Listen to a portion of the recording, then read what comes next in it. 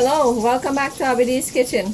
Today I'll be showing you how to make these delicious homemade chicken sandwiches. So for the chicken, I have here about 2 pounds of chicken breast, and it's been cut into pieces and across the grains. So this is going to make for a nice tender piece of fried chicken. Now we're going to season this up. The seasoning for the chicken, I have equal amounts of garlic powder, onion powder, celery salt, and paprika. Now the celery salt, you can use regular salt instead. If you don't have that, that's fine as well.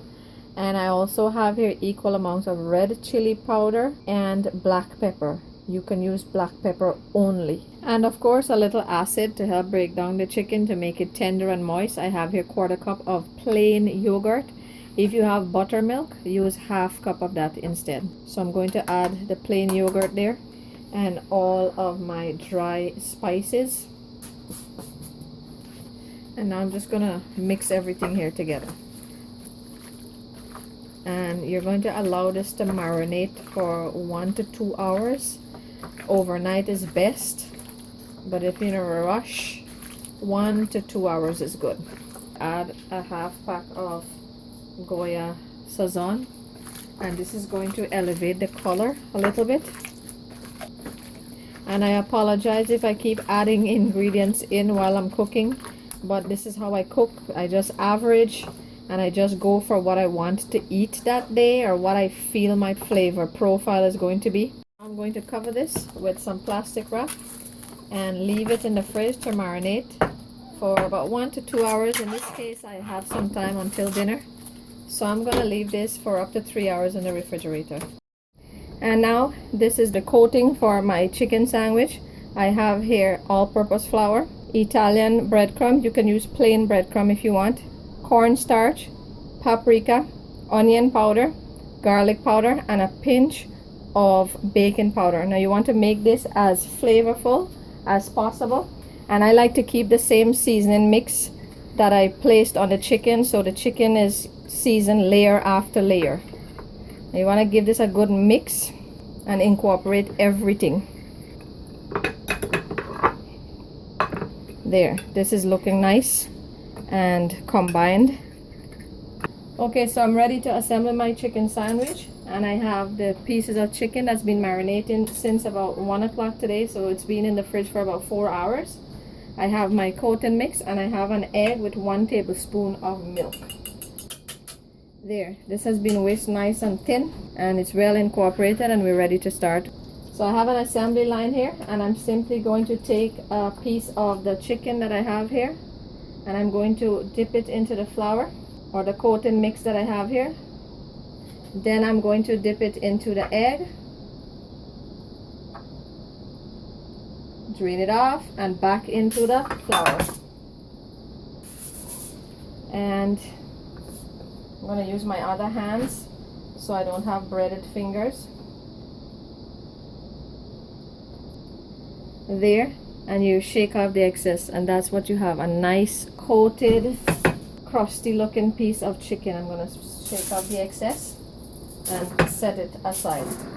Now I like to do this and have my chicken hang out a bit, like for 5 to 10 minutes, so that the coating, you know, adheres there. And what this does, it helps you to get a crunchy texture on the chicken. And kind of massage it there a little bit, and again shake off the excess, and you have a nicely coated chicken piece. Now I'm going to continue doing this until all of this is finished, and you can cut these whatever size you like. Doesn't have to be as big. Into the egg wash, that is, and into the flour. Give my hands a quick rinse. Now you can also use a fork to help do this if you don't want to have mess of the breaded fingers, as you call it, but I like to use my hands. It's the best kitchen instrument there is. Still in the process of coating my chicken. I have 3 pieces remaining and my egg wash is finished. So that will depend on the size of your egg as well. This is a small egg. So if you have to, you can do a second batch of egg wash, and you can also divide the coating mix so you don't contaminate all of it. So if you have leftover, you can use it for another time. And I'm learning as I go here, because as a home cook, I really don't rely on exact measurement. I just average. So here my chicken pieces have been coated and I have them hanging out here. So I usually have it, as I said, sit out for about 5 to 10 minutes, and the coating adheres really nice to it. And I also have some extra coating that's left. Now if you're going to use this within a day or two, you can store it in the refrigerator for later use. Now my chicken pieces are about to be fried, and I have my assembly station set up here. I have my toasted sesame seed buns here, my chicken dipping sauce. You could use mustard. I have mayo and I have ketchup. This is what my kids love. And I also have some iceberg lettuce and thinly sliced tomato. Now I have a pan here that I'm going to be frying my chicken cutlets for the sandwich. And I'm not deep frying this, I'm shallow frying it. So this is about 3 cups of oil. Into the hot oil, chicken pieces, and these are going to go 4 minutes per side. I'll tell you right now, the smell is amazing. Now you can deep fry these so they finish faster, and that would take about 6 minutes, but I prefer to fry my chicken this way because it cooks better in my opinion. After 4 minutes, flip to the other side, and 4 minutes on medium heat.